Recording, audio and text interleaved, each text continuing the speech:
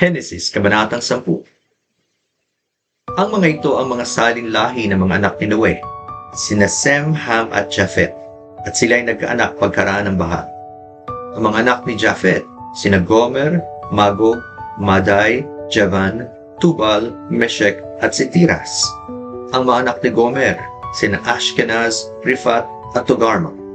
Ang mga anak ni Javan, sina Elisha, Tarsis, Kittim at Dodanim. Sa mga ito nahati ang mga pulo ng mga bansa sa kanilang mga lupain. Ang bawat isa ayon sa kanyang wika, sa kanilang mga angkan at mga bansa. Ang mga anak ni Ham ay sina Cus, Mizraim, Put at Kanaan. Ang mga anak ni Cus ay sina Seba, Havila, Sabta, Raama at Sabteka. At ang mga anak ni Raama sina Sheba at Dedan. Naging anak ni Cus si Nimrod na siyang nagsimulang maging makapangyarihan sa lupa. Siya'y makapangyarihang mangangaso sa harap ng Panginoon, kaya't karaniwang sinasabi, gaya ni Nimrod na makapangyarihang mangangaso sa harapan ng Panginoon. At ang simula ng kanyang kaharian ay ang Babel, ang Erek, ang Akkad, ang Kalne, ang lupain ng Shinar. Buwat sa lupaing iyon ay nagtungo siya sa Assyria at itinayo ang Nineveh, Rehoboth, Ir at ang Kale. Ang Resen sa pagitan ng Nineveh at ng Kale na isang malaking bayan. At naging anak ni Mizraim sina Ludim, Anamim, Lehabim at Naphtuhim, sina Patrusim at Kasluim na siyang pinagmula ng mga Filisteo at ang Kaftoreo. At naging anak ni Kanaan sina Sidon na kanyang panganay at si Het.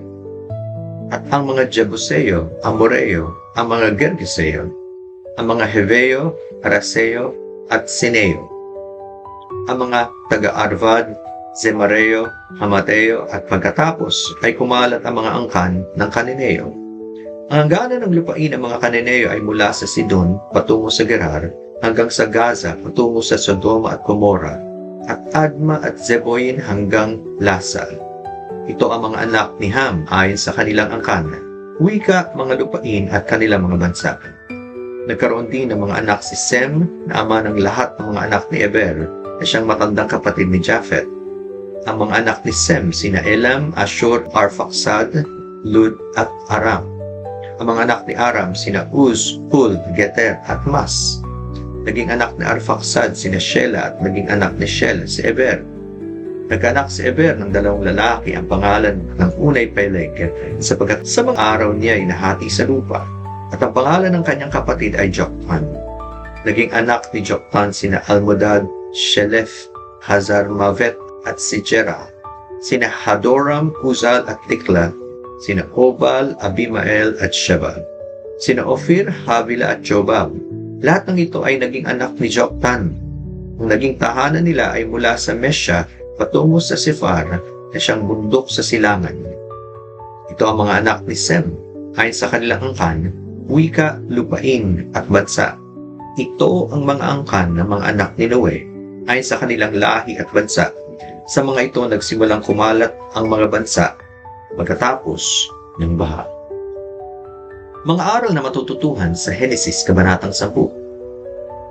Ang Henesis, Kabanatang 10 ay kilala bilang talaan ng mga bansa, kung saan nakatala ang mga angkan ni Sem, Ham at Japhet, mga anak ni Noe, matapos ang malaking baha. Bagamat ito ay lista ng mga pangalan, naglalaman ito ng mahahalagang aral. Una, pagkakaisa ng sangkatauhan. Ipinapakita nito na nagmula ang lahat ng tao sa isang pamilya, ang mga anak ni Noe. Lahat ng lahi ay magkakapatid at dapat magtulungan. Kalawa, pagmamahal at pagkontrol ng Diyos sa kasaysayan.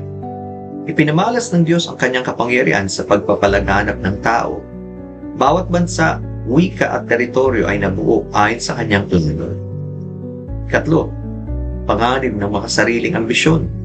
Binanggit ng kabanatang ito si Nimrod na nagtayo ng sarili niyang kaharian at mga lungsod tulad ng Babel.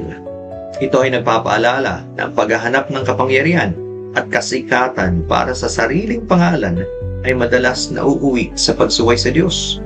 Ito ay ikapapahamak ng tao at tiyak na hahatulan siya ng Diyos. Ika-4, paghahanda para sa kaligtasan.